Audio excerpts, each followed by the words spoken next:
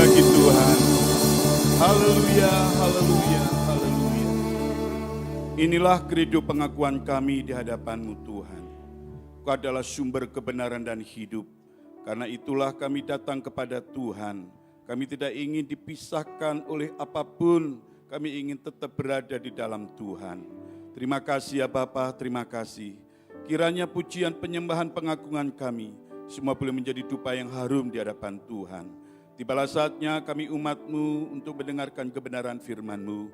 Kiranya Tuhan mengkuduskan segenap kehidupan kami dan layakkan kami Bapa untuk mendengarkan firman Tuhan. Kami sadar, kami tahu bahwa kami hidup bukan hanya sebatas dari roti jasmani, tapi kebenaran firman-Mu lah bagian dari hidup kami, karena kami ingin berada dalam hidup kekekalan seperti yang Tuhan janjikan kepada kami. Terima kasih Bapa, berbicaralah Kau kepada kami sekalian umat-Mu siap mendengarkannya. Dalam nama Allah Bapa, Anak dan Roh Kudus, dalam nama Yesus Kristus kami berdoa. Terpuji nama-Mu, semuanya percaya katakan, amin. Shalom. Terima kasih atas kepercayaan yang diberikan kepada saya pada pagi hari ini. Untuk saya diberi kesempatan menyampaikan firman Allah. Bapak Ibu, Saudara kekasih Tuhan, tema firman Tuhan pada pagi menjelang siang hari ini adalah tetap optimis menjalani hidup. Saya yakin dan percaya tema ini tidaklah asing bagi kita. Semuanya ingin memiliki kehidupan yang namanya optimis, khususnya di tahun ini. 2,5 tahun kita berhadapan dengan virus COVID-19 dan itu menjadi momok bagi banyak orang. Memberi dampak cenderung ke arah negatif, membuat imun seseorang turun bukan naik. Membuat kehidupan semakin letih, lesu, dan berbeban berat. Namun percayalah Bapak Ibu Saudara kekasih Tuhan, firman Allah pada pagi hari ini saya berharap sekali Bapak Ibu merespon dengan baik, yaitu tetap optimis menjalani hidup. Apa itu optimis? Apa definisi dari optimis? Next. Bapak Ibu Saudara kekasih Tuhan, optimis adalah meyakini adanya kehidupan yang lebih baik dan keyakinan itu digunakan untuk menjalankan aksi yang lebih baik sebagai sarana meraih hasil yang maksimal. Perjalanan hidup kita di dunia ini bagaikan musyafir, karena tanah kelahiran kita, warga kenegaraan kita bukanlah warga dunia, tapi kewarganegaraan kita ini adalah surga. Jadi kita di dunia ini adalah hanya mampir ngumbi kalau orang Jawa bilang ya, jadi sementara. Namun dengan waktu yang sementara ini bisa menarik kita untuk jauh dari Sang Pencipta. Oleh sebab itu kita harus menyadari, kuasa kegelapan penghulu udara berusaha memaksimalkan menarik kita untuk tetap berada di dalam dunia ini. Bahkan ada di bawah dunia, Hades neraka. Namun saya bersyukur Bapak Ibu hadir di tempat ini merupakan bagian dari orang-orang yang ingin berada dalam kehidupan yang namanya optimis. Optimis adalah energi yang bisa kita gunakan untuk melakukan tindakan terbaik dalam mewujudkan kualitas hidup yang lebih baik. Jadi bukan hanya sekedar baik, tapi lebih baik. Dan lebih baik itu ada kaitannya dengan kehidupan dalam kekekalan. Oleh sebab itu saya senang bila Bapak Ibu adalah bagian dari orang-orang yang optimis. Bapak Ibu Saudara kekasih Tuhan, orang optimis adalah orang yang memiliki motivasi diri. Dia akan melihat segala hal sebagai peluang daripada masalah. Dan lebih bersedia mengambil tindakan bukan stagnan, tetapi berusaha memaksimalkan diri untuk yaitu mengambil tindakan apa yang mereka inginkan. Ini yang terpenting. PPT-nya enggak Keluar ya. Bapak Ibu Saudara kekasih Tuhan, Filipi pasal 4 ayat 4 sampai 9. Mari kita akan membaca bersama-sama. Saya senang Bapak Ibu Saudara sekalian bila membaca dengan bekerja sama. Saya akan membaca ayat-ayat yang genap, Bapak Ibu Saudara sekalian akan membaca ayat-ayat yang ganjil. Mari kita akan bekerja sama.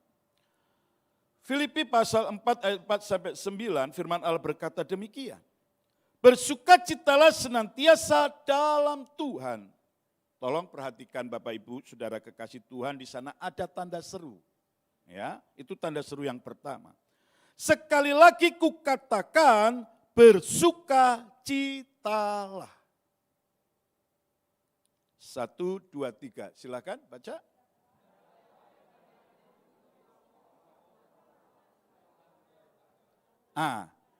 Di sana ada apa Ibu? Bapak Ibu, ada tanda seru.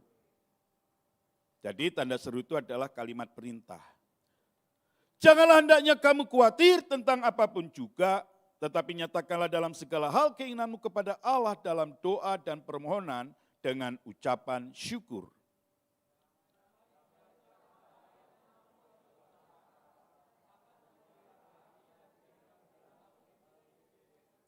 Ayat yang ke-8, jadi akhirnya saudara-saudara, semua yang benar, semua yang mulia, semua yang adil, semua yang suci, semua yang manis, semua yang sedap didengar, semua yang disebut kebajikan dan patut dipuji, pikirkanlah semuanya itu.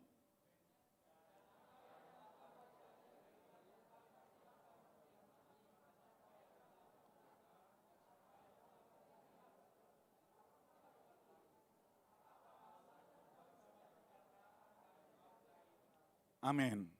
Kalimat terakhir di dalam ayat yang ke-9 firman Allah berkata, maka Allah sumber damai sejahtera akan menyertai kamu. Bila kita memahami, mengerti dan melakukan mulai ayat 4 sampai ayat yang ke-8. Bapak Ibu Saudara kekasih Tuhan, sedikitnya ada 4 prinsip agar hidup optimis. Nah prinsipnya ini apa saja saudaraku? Jelas berpijak dari kebenaran firman Allah yang kita baca bersama tadi Bapak Ibu Saudara kekasih Tuhan. Ya, yang pertama itu adalah bersukacita di dalam Tuhan. Bersukacita di dalam Tuhan. Bahkan di sini kalimatnya diulang lagi. Sekali lagi kukatakan bersukacitalah di dalam Tuhan.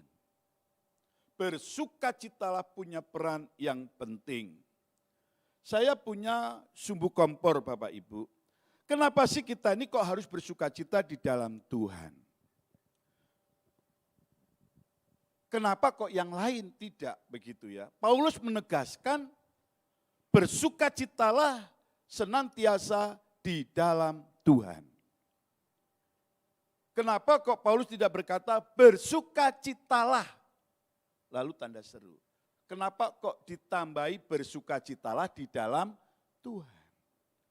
Karena ada sukacita-sukacita yang lain, tetapi bukan memberi dampak positif dalam diri umat, tetapi justru malah menjerumuskan umat. Siapa yang nonton di XX1 atau Premier atau 21 setelah nonton masih tetap sukacita sampai sekarang? Saya tanya, ada enggak? Enggak ada kan? Duit habis, ya kan? Pergi ke mall, wih happy lihat barang-barang tambah pusing karena enggak bisa beli. Ya kan? Itu. Sukacita tapi sementara, apalagi ke tempat diskotik.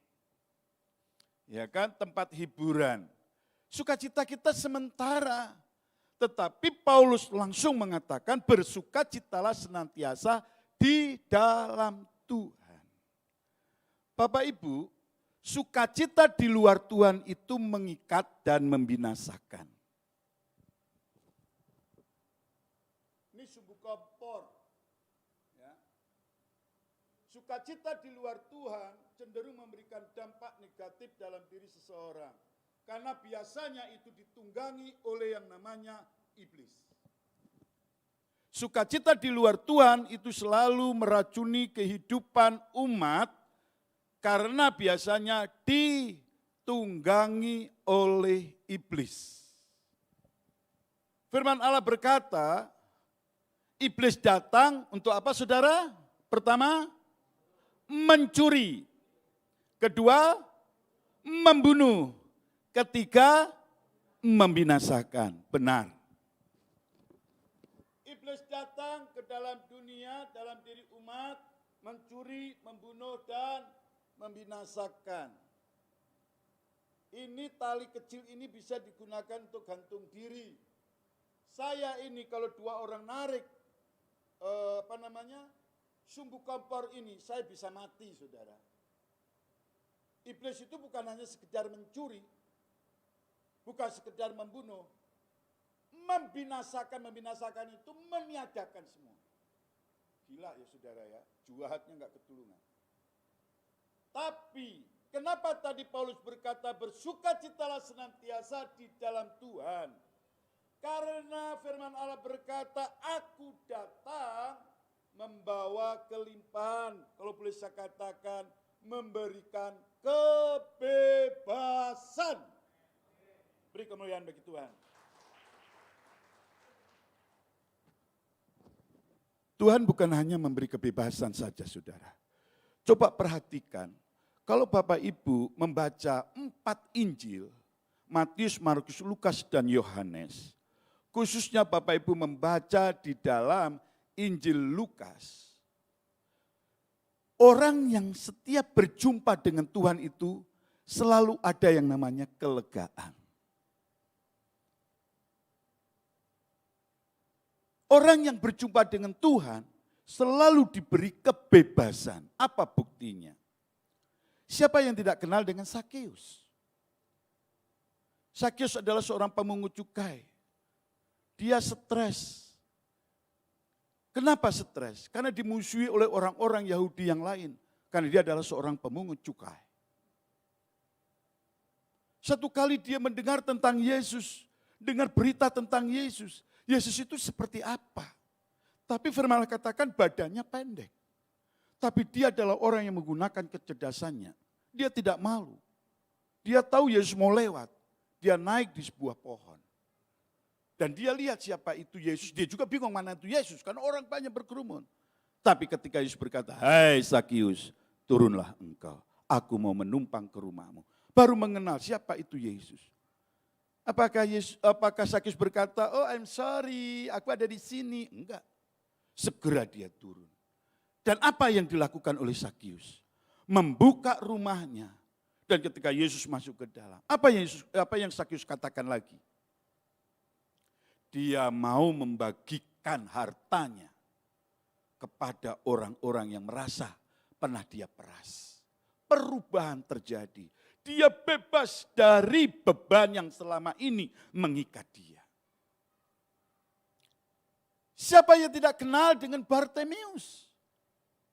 Buta sejak lahir. Tapi berjumpa dengan Yesus. Tuhan kasih kebebasan, dia sembuhkan dari penyakitnya. Orang yang lumpuh di kolam Bethesda, Tuhan sembuhkan.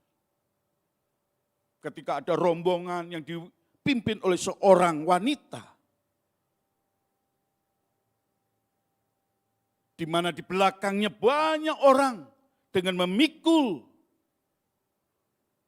dan usungan itu adalah seorang anak muda yang sedang bukan terbaring sakit, tetapi meninggal, mau dibawa ke kuburan. Rombongan yang lain dipimpin oleh Yesus.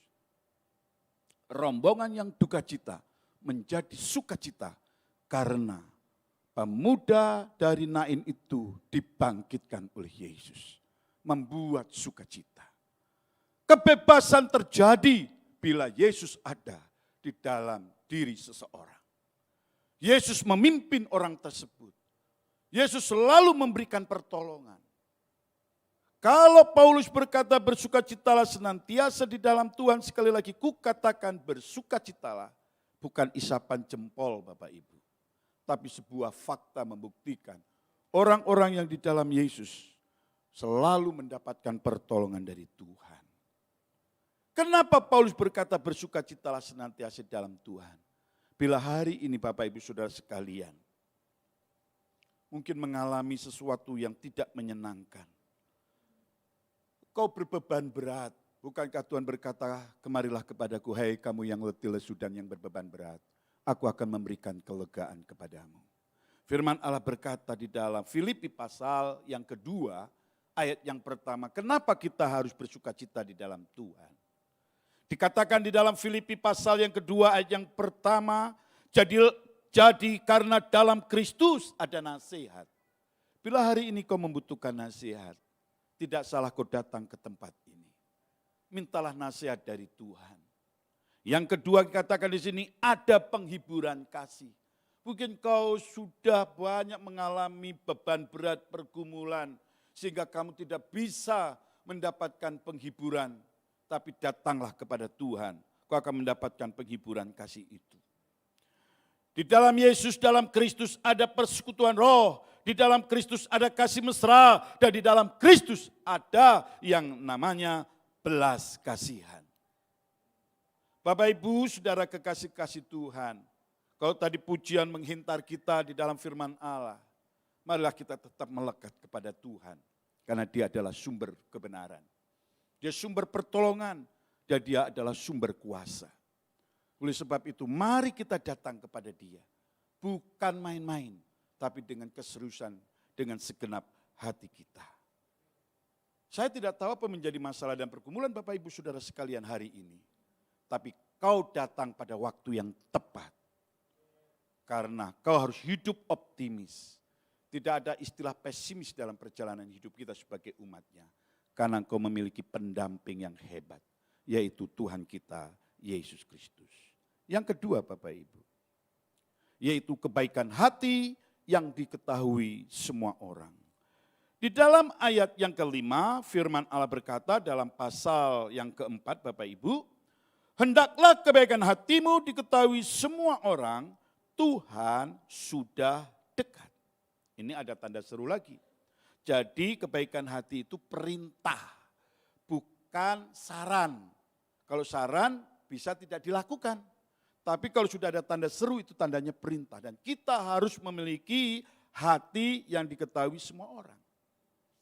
1 Timotius pasal 4 ayat 12 di sana firman Allah berkata, akhirnya hendaklah kamu kuat di dalam dikatakan di sana, janganlah rendah karena engkau muda. Jadilah teladan dalam perkataanmu, dalam tingkah lakumu, dalam kasihmu, dalam kesetiaanmu, dan dalam kesucianmu. Ada 5 poin sub untuk kau bisa menjadi pribadi-pribadi yang kebaikan hati diketahui semua orang. Dari 5 ini ada bagian yang namanya integritas, yaitu kejujuran. Hari ini saya ingin menguji seseorang jujur enggak.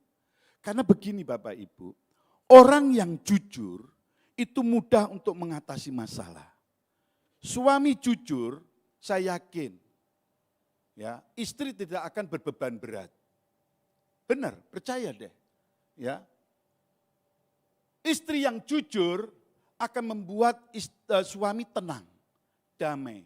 Tapi kalau antara suami istri enggak jujur, siap-siap. Ya, akan menjadi mirip perang antara Rusia dan Ukraina. Percaya deh, itu. Nah sekarang saya ingin menguji, maaf ya jangan tersinggung. Ya kalau Bapak Ibu jujur, ini kartu kejujuran Bapak Ibu. Ya, ayo siapa yang mau jadi relawan, silakan. Ada enggak yang mau jadi relawan? Yang usianya di bawah 60. Mari Om. Ya, Kita pernah ketemu enggak ya? Pernah barusan tadi ya. Iya kan? Nah, oke. Saya tidak tahu usia beliau berapa, baju ini berapa, saya enggak tahu ukurannya, sepatu enggak berata, termasuk maaf ya, jangan nanti ini kok om kok vulgar sekali. Celana dalam ukurannya saya juga enggak tahu loh. Tapi kalau dia jujur, saya pasti bisa menebak. Nah, itu ya Bapak Ibu. Apa yang mau kita pilih ya? Ukuran sepatu ya, atau ukuran sepatu ya. Oke, silakan Om. Kalau ukuran sepatu ada di sini, kasih ke saya. Yang tidak, jangan. Kalau Om menebaknya salah, saya yakin deh, jadi masalah. Makanya, kejujuran itu dibutuhkan yang namanya ketelitian loh. Ya, ada? Oke, ada ya Bapak Ibu. Hanya semua, jangan hanya satu-satu, ada juga. Oke, gede amat nih sepatunya, takutnya salah ini nih. Iya, salah nomor. Enggak ada, udah. Ayo teliti dulu. Benar enggak ada? Ini kejujuran ya. Saya bisa menebak ukuran apa tadi? Sepatu ya? Sepatu ya. Jadi kalau beliau nanti ulang tahun, Bapak Ibu, kalau tergerak hatinya ngasih hadiah sepatu, ukurannya adalah 42. Betul? Betul. Betul. Kasih dong tepuk tangan. Makasih Om. Kan aku udah bilang tadi, ulang tahun enggak? Ulang tahun enggak? Enggak ulang tahun kan? Oke. Ya, Ci, maju deh Ci. Namanya siapa Ci? Kesia. Oke, Kesia. Kesia itu nama dalam Alkitabnya. Masih nona kan? Udah punya pacar kan? Oh, belum. Masih jomblo saudara, promo ya. Nanti jangan sampai aku ditegur sama Google lagi. Oke Bapak Ibu. Sekarang aku ingin menebak kamu apanya. Jangan terserah nanti aku ngomong sampai marah-marah lagi. Apa? Usia ya, aku nggak tahu ya usianya berapa. Tolong di sini usia kamu berapa, kalau ada kasih ke saya. Oke. Ini kartu kejujuran saudara. Orang yang jujur itu akan mudah untuk menyelesaikan masalah. Oke.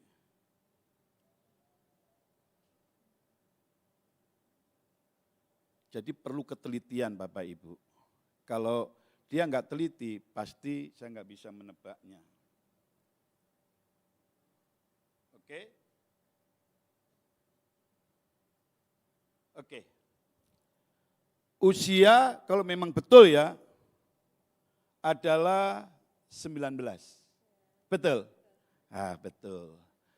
Nanti kalau lama-lama aku dikasih 5 menit Bapak Ibu. Oke, silakan, makasih. Ya.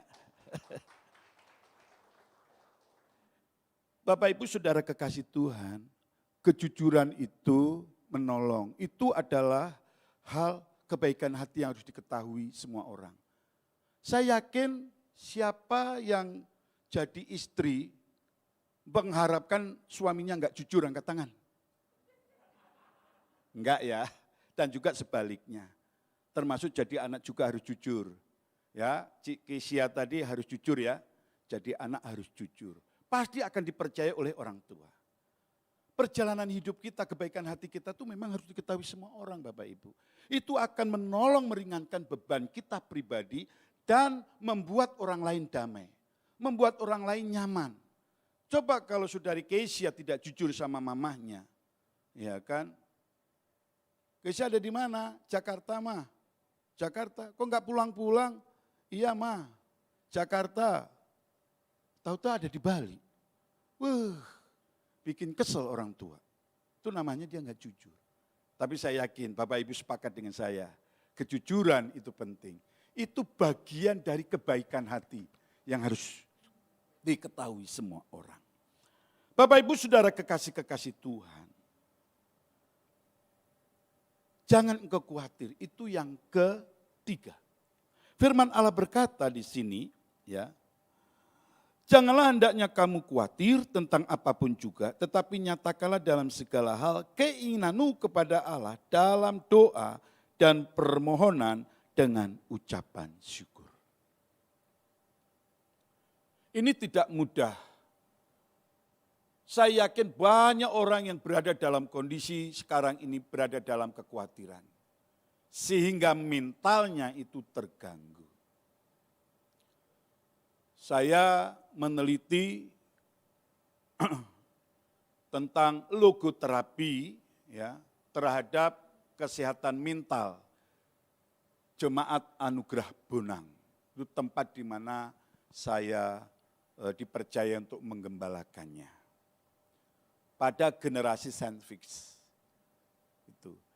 Bapak Ibu Saudara kekasih Tuhan, jujur ya, dalam situasi kondisi yang seperti sekarang ini, banyak jemaat-jemaat yang berada dalam generasi saintifik itu generasi yang kecepit. Ya, jadi generasi yang sudah harus menghidupi dirinya, menghidupi keluarganya, juga menghidupi keluarga orang tuanya dan mertuanya. Waduh, itu cukup berat apalagi dengan situasi kondisi sekarang ini ya, di masa masih pandemi ini ya. Dan saya temukan hampir semuanya mengalami yang namanya kesehatan mentalnya terganggu. Saya sebagai hamba Tuhan tidak mungkin berdiam diri. Akhirnya saya mencarikan sebuah solusi. Dan solusi itu Bapak Ibu Saudara kekasih Tuhan, saya ingin membangun sebuah kebersamaan. Yang pertama yang saya lakukan adalah, setiap ibadah itu kami mengakhiri dengan perjamuan kasih. Jadi saling berbagi berkat. Bukankah itu yang dilakukan oleh jemaat mula-mula? Dan ternyata jemaat merespon dengan baik. Itu yang pertama. Yang kedua, kami mengadakan ibadah intergenerasi. Jadi hari ini di gereja di mana saya dipercaya menggembalakan sedang berada dalam ibadah intergenerasi. Jadi intergenerasi itu saya libatkan seluruh generasi, ya, yaitu dari sekolah minggu, remaja, pemuda, dan umum. Semuanya terlibat dalam pelayanan. Dan puji Tuhan itu cukup menolong. Saya memberi kesempatan siapapun tanpa kecuali untuk melayani Tuhan. Entah jadi apa, pokoknya melayani Tuhan. Dan ternyata itu salah satu solusi untuk memberi kesempatan kepada umat, khususnya generasi saintifik tadi, ya, mengatasi permasalahannya. Mereka happy. Jadi logoterapi saya terapkan, sebenarnya logoterapi itu diperuntukkan, kalau lihat dari sejarahnya itu, kepada orang-orang yang ada di penjara Bapak Ibu. Itu. Tetapi bukankah mereka juga adalah orang-orang yang terpenjara secara mental, beban moral, beban yang luar biasa yang harus mereka sandang. Dan puji Tuhan selama pandemi COVID-19 ini mereka orang-orang yang happy dan melayani Tuhan. Dan saya melihat itu dampaknya sangat positif. Jemaat yang tadinya tidak aktif beribadah, sekarang mau beribadah. Suami yang tadinya selalu hidupnya pesimis, tidak mau beribadah. Kalau diajak selalu biarkan anak-anak saja deh, saya sudah tua. Loh, yang tua kan harusnya memberi teladan begitu kan? Faktanya enggak. Dan sekarang mereka adalah orang-orang yang punya kehidupan doa luar biasa. Bapak Ibu Saudara kekasih Tuhan. Kesehatan mental bukan hanya dialami, gangguan kesehatan mental bukan hanya dialami oleh orang-orang yang berada dalam generasi saintifik tadi. Tapi mungkin kita semua yang hadir di tempat ini merasa terganggu mentalnya. Karena nampak dari apa? Menghadapi semuanya dengan penuh kecemasan. was-was, khawatir, ya kan? Itu sudah terganggu kesehatan mentalnya. Oleh sebab itu, firman Allah mengingatkan kepada kita, datanglah dalam persekutuan-persekutuan. Saya yakin gereja Tuhan di tempat ini sebenarnya sudah menawarkan logo terapi itu di sini luar biasa. Saya yakin itu, karena saya tahu gembala jemaat di tempat ini beserta stafnya adalah orang-orang yang sangat-sangat mengasihi umatnya. Selalu peduli dan berusaha bagaimana supaya umatnya bukan hanya sebatas memiliki kehidupan dewasa di dalam Tuhan, tetapi berusaha untuk menerapi umatnya dengan kegiatan-kegiatan yang ada. Bapak Ibu, libatkan diri Bapak Ibu untuk ikut serta di dalamnya. Percaya deh, keluarga Bapak Ibu pasti keluarga yang sehat dan diberkati Tuhan. Itu pasti. Ya. Oleh sebab itu, kekhawatiran tidak akan menjamin Bapak Ibu hidup lebih baik. Tetapi kalau kau berada dalam kondisi ini, firman Allah katakan, nyatakan semua itu dalam doa. Doa itu singkatan dari didengar oleh Allah. Bukan iblis, tapi Tuhan yang mendengarnya. Itu. Lalu belajarlah kau datang dengan mengucap syukur. Karena dengan mengucap syukur kau mengimani bahwa Tuhan akan berperkara atas hidupmu. Tuhan menjadi pembela atas hidupmu. Tuhan menjadi penolong atas hidupmu. Apalagi ketika kau memohon, Tuhan pasti mendengarkan seruan doamu. Bapak Ibu Saudara kekasih Tuhan, jangan kita berkecil hati. Mari kita tingkatkan optimistis kita sebagai umat Tuhan untuk melangkah ke depan. Bukan hanya kita mau mengarungi dunia yang sekarang, tapi kita akan berada dalam hidup kekekalan yang seperti Tuhan janjikan. Di rumah Bapakku banyak tempat tinggal. Di sanalah kita nanti akan ada di sana bersama dengan Tuhan. Dan yang terakhir Bapak Ibu Saudara kekasih Tuhan, firman Allah katakan di sini, damai sejahtera Allah yang melampaui segala akal akan memelihara hati dan pikiranmu dalam Kristus Yesus. Memelihara hati dan pikiran di sini itu hati yang mana? Pikiran yang mana? Jelas dalam ayat yang ke-8 dan ayat yang ke-9, itulah yang dimaksud oleh Rasul Paulus untuk jemaat di Filipi dan hari ini untuk kita semua. Jadi akhirnya saudara-saudara, semua yang benar, semua yang mulia, semua yang adil, semua yang suci, semua yang manis, semua yang sedap didengar, semua yang disebut kebajikan dan patut dipuji, pikirkanlah semuanya itu. Ini pikiran yang dikendalikan oleh Allah. Bukan pikiran-pikiran yang negatif, tapi pikiran-pikiran yang positif. Para bapak-bapak psikologi, khususnya psikologi kepribadian, dan juga psikologi abnormal, orang-orang yang berusaha untuk menyimpan yang positif di bawah sadar itu adanya di otak belakang sini saudaraku, itu. Satu kali ketika peristiwa akan muncul, entah itu peristiwa yang mungkin menyakitkan dirinya, melukai hatinya dan lain sebagainya, yang muncul itu adalah kesadaran itu positif. Sehingga dia akan selalu bertindak positif meskipun dia berada di dalam tekanan. Ini yang harus kita tanamkan di dalam hidup kita. Pikiran kita adalah pikiran yang seperti dalam ayat yang ke-8. Jangan yang lain. Kaum bapak hati-hati ya. Ketika kau memikirkan perselingkuhan, itu akan terjadi dalam dirimu. Kau akan menjadi manusia selingkuh. Termasuk sebaliknya, istri-istri. Dan hati-hati di dalam nonton sinetron-sinetron. Itu bisa meracuni otak dan pikiran kita. Coba lihat sinetron Indonesia. Apa isinya? Nilai edukasi dengan nilai yang negatif cenderung ke arah negatif. Karena itu yang laku. Karena itulah yang ditawarkan. Dan ternyata memang membuktikan banyak orang-orang yang mengalami perselingkuhan dan lain sebagainya. Fenomena dunia sinetron sekarang seperti itu. Perhatikan baik-baik. Kalau kau nonton udahlah nonton yang positif. Praise and worship, dengerin firman, kan banyak itu di YouTube. WA yang Bapak Ibu sampaikan kepada orang-orang sekeliling medsos, apa yang Bapak Ibu tulis? Caci maki? Atau apa? Firman Tuhan?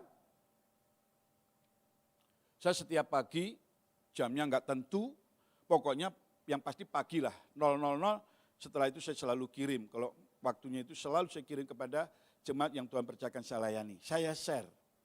Saya enggak mau tahu, mau dibaca, mau enggak, pokoknya saya share aja. Dari 100 Bapak Ibu yang merespon terima kasih itu, enggak ada 10 loh. Saya enggak tahu dibaca atau enggak, tapi saya positif aja. Yang penting saya sebagai gembala belajar menggembalakan mereka, mengingatkan mereka setiap pagi, saling ngingetin, baca firman, minimal 1 ayat. Itu yang saya selalu share kepada mereka. Mau dibaca kayak enggak dibaca ya silakan, tetapi yang merespon itu kelihatan sekali. Saya selalu ngecek. Paling hanya biru banyak sih. Itu pasti dibuka kan, tapi dibaca atau enggak saya juga enggak tahu. Tapi yang mengucapkan terima kasih enggak ada 10 orang. Dari 100 orang. Karena saya memang ingin mengadakan penelitian itu, aku jadikan sebagai jurnal. Itu. Ini sudah masuk ke yang saya konsen Bapak Ibu untuk mengadakan penelitian itu, sudah masuk ke hari ketiga, maksudnya 3 bulan. Karena saya harus 6 bulan minimal itu. Responnya ada peningkatan enggak? Kalau enggak, saya akan menulis. Ini loh responnya, dan itu menjadi barometer. Saya tahu latar belakang Jemaat Insyaallah ini adalah yaitu orang-orang yang bukan pegawai karyawan kantoran, tidak. Tapi rata-rata adalah buruh pabrik begitu. Tapi itu yang akan saya share. Bapak Ibu Saudara kekasih-kekasih Tuhan, hal ini tuh penting sekali. Saya punya 2 botol, saudaraku, ternyata di sini banyak. Itu ya. Om Sianturi maju ke depan. Ini kosong ya Bapak Ibu ya. Nah, kosong ya. Saya buka. Kosong. Percaya ya, ini kosong. Kalau otaknya kosong, pikirannya kosong, apa yang terjadi? Kamu tekuk, kamu remas, kuat enggak? Nah. Terima kasih Om. Ini gambaran otak pikiran kita yang tidak diserahkan kepada Tuhan. Mudah hancur, ya. Tuhan Yesus berkata, akulah air hidup. Betul ya? Ini tadi karena memang saya dapat di situ, ya okelah, saya pikir air. Kalau ini diisi dengan air adalah lambang dari firman Allah. Firman kehidupan. Ini bisa menyegarkan, dan ini bisa mengatasi dehidrasi ya, itu ya Bapak Ibu ya. Dan coba sampean remas seperti ini, mudah enggak seperti ini? Susah. Dia main-main atau enggak? Om, sini Om. Om, silakan Om. Saya takutnya saya kompromi sama dia, susah gitu kan. Tapi coba sekarang, silakan Om. Om remas, semudah yang kosong enggak? Susah ya, terima kasih Om. Jadi udah terbukti ya Bapak Ibu ya. Bapak Ibu Saudara kekasih Tuhan, kita harus isi kehidupan kita, hati dan pikiran kita dengan kebenaran firman Allah. Firman Tuhan bilang, tinggallah di dalam aku dan firmanku tinggal di dalam kamu. Ini selalu saya kumandangkan. Jangan sampai kita salah memaknainya, termasuk di dalam doa, juga di dalam keseharian kita. Firman Allah itu harus tinggal di dalam diri kita. Maksudnya firman kita, anggap aja tubuh kita, pikiran kita, kehidupan kita, hati kita itu seperti ini tadi. Botol yang kosong. Dan harus diisi kebenaran firman Allah, air kehidupan. Itu Tuhan sendiri. Tuhan berkata, tinggallah di dalam aku, kita tinggal di dalam Tuhan, menyerahkan hidup kita sepenuhnya. Tetapi bukan sebatas itu, tapi firman-Nya harus masuk di dalam hidup kita. Sehingga kita akan menjadi pribadi yang seperti ini tadi. Kita akan menjadi pribadi-pribadi yang tangguh. Pribadi-pribadi yang hebat. Pikiran kita di dalam ayat yang ke-8 kita isi di dalam hidup kita. Maka kita akan menjadi pribadi yang sangat optimis. Karena orang yang optimis itu, pikirannya akan dimasuki dalam ayat yang ke-8. Ini semua akan dimasukkan. Engkau akan mampu mengatasi apa yang saat ini sedang terjadi. Dunia tidak akan pernah menjanjikan akan lebih baik. Lebih susah, ya. Lebih rusak, ya. Tetapi ingat baik-baik. Kita akan menghadapi kondisi yang susah. Tapi bila firman Allah ada di dalam hidup kita, kau akan menjadi pribadi-pribadi yang excellent, optimis menyatu dalam hidupmu. Amin. Beri kemuliaan bagi Tuhan Bapak Ibu. Mari kita mengevaluasi diri kita. Hati dan pikiran kita yang terakhir harus kita serahkan kepada Tuhan.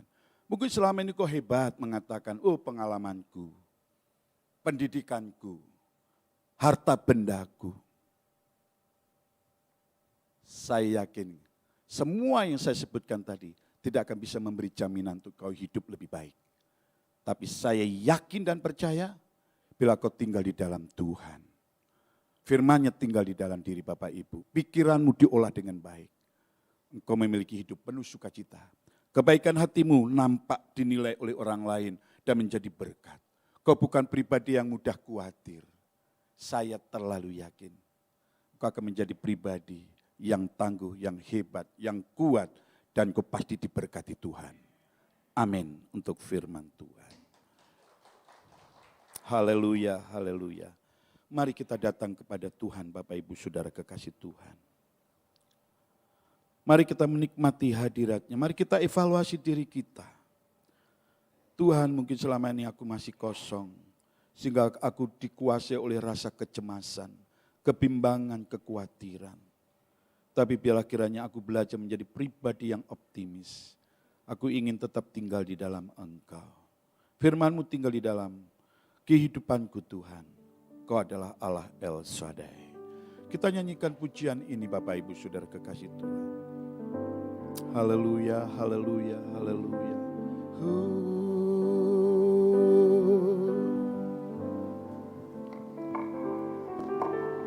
Tak usah ku takut. Amin, haleluya. Allah menjagaku. Inilah kami umat-Mu. Tak usah ku bimbang, Yesus peliharaku. Itulah yang seharusnya terjadi dalam hidupku. Tidak memaksakan kehendakku, egoku. Aku melangkah sendirian. Sehingga kecemasan, kebimbangan nyata dalam hidup. Seharusnya aku bersama dengan Tuhan. Berjalan bersama dengan Tuhan. Amin.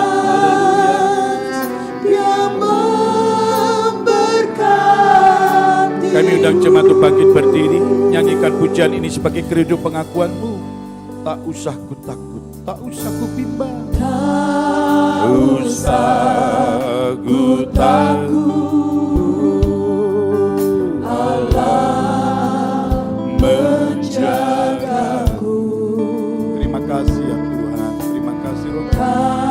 Terima kasih Tuhan Yesus. Haleluya, haleluya. Yesus peliharaku.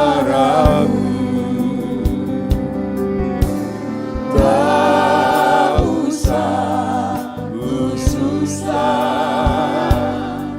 Roh Kudus hiburku. Tak usah ku cemas yang memberkatiku.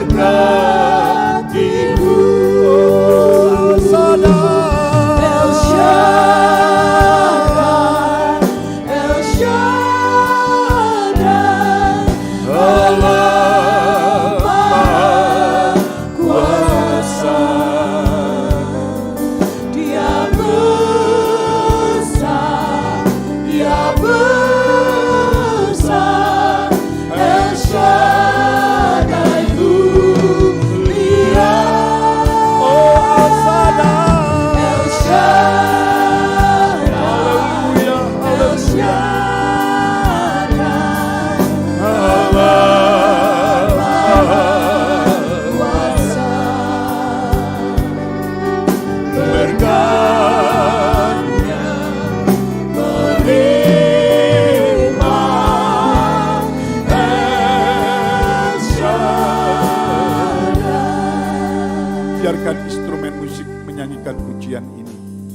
Mari kita datang kepada Tuhan. Mari kita bersaat teduh sejenak. Mari kita evaluasi diri kita. Mari kita introspeksi diri kita. Benarkah hidup optimis itu nyata dalam diri kita? Benarkah Bapak Ibu Saudara sekalian memiliki sukacita, kebaikan hati yang diketahui semua orang? Kau tidak berada dalam kekhawatiran. Benarkah kau menyerahkan hati dan pikiranmu kepada Dia? Hari ini adalah waktu yang tepat. Mari kita bertobat. Biarlah kiranya Tuhan memulihkan keadaanmu. Situasi kondisi sekarang ini tidak menjadi penghalang untuk kau datang kepada Tuhan. Serahkan hati dan pikiranmu kepada Dia, karena Dia adalah sumber pertolongan atas hidup. Terima kasih Bapa. Terima kasih Tuhan. Terima kasih. Tak usah ku takut. Amin. Haleluya. Allah menjagaku. Tak usah ku bimbang, Yesus peliharaku. Pagi menjelang siang hari ini kami datang kepada Tuhan. Hamba berhenti berbicara. Kiranya Allah Roh Kudus menerangkan firman-Mu lebih jauh di dalam setiap lubuk hati para umat-Mu yang hadir hari ini Bapa. Kiranya Kau sang penolong, Kau sang penghibur, pemberi kekuatan nyata dalam hidup mereka. Biarlah kiranya umat-Mu mengalami perjumpaan pribadi dengan Tuhan. Melawati pribadi lepas pribadi Bapa. Bila ada yang sakit dalam nama Yesus Kristus, Allah jamah, Allah sembuhkan, Allah pulihkan. Yang hidup dalam kebimbangan, kecemasan, kekhawatiran, Tuhan memberikan kekuatan. Perbarui hidup mereka, pertolongan ada dalam diri mereka. Itu yang kami rindukan Tuhan. Kau memberkati keluarga besar, gereja Tuhan di tempat ini. Siapapun mereka, biar mereka mengimani, mempercayai Allah El Shaddai memimpin gereja Tuhan ini melalui gembala jemaat di tempat ini, para pengurus, aktivis, seluruh umat-Mu. Dia merasakan hadirat-Mu, lawatan-Mu, pertolongan-Mu. Gereja ini diberkati oleh Tuhan, karena seluruh umat hidup optimis mengiring Engkau. Kami percaya Tuhan, Kau Allah El Shaddai. Oh.